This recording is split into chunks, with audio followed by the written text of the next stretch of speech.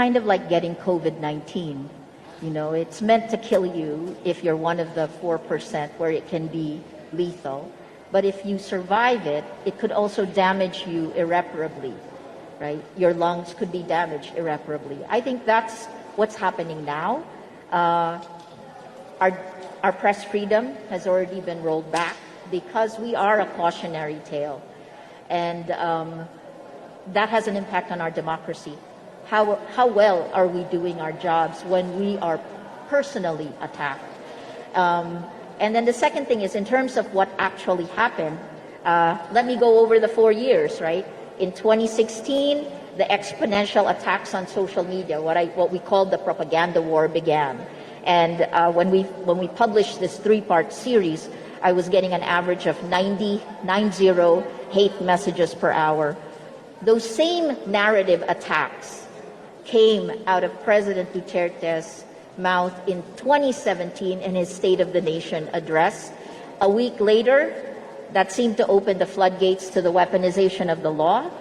We got our first subpoena, and then a few months later, in January 2018, a closure order from the Securities and Exchange Commission. It's very similar to what happened to ABS-CBN. A small regulatory agency revokes our license to operate. We fought it. We're fighting it. We continue to fight it.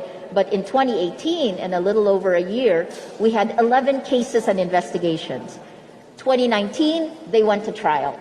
And I had to post, Rappler, our board of directors from 2015, we had to post bail. I have 8 criminal charges. It's unprecedented, you know. I'm entering, next year will be my 35th year as a journalist. I began as a reporter in 1986, and I have worked in so many countries around the world. I've been shot at and threatened, but never this kind of death by 1,000 cuts.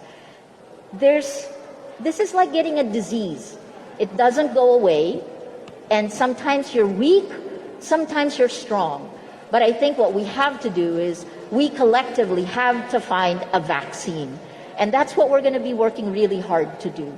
We have to fight back and protect our rights, the constitutional rights guaranteed to us.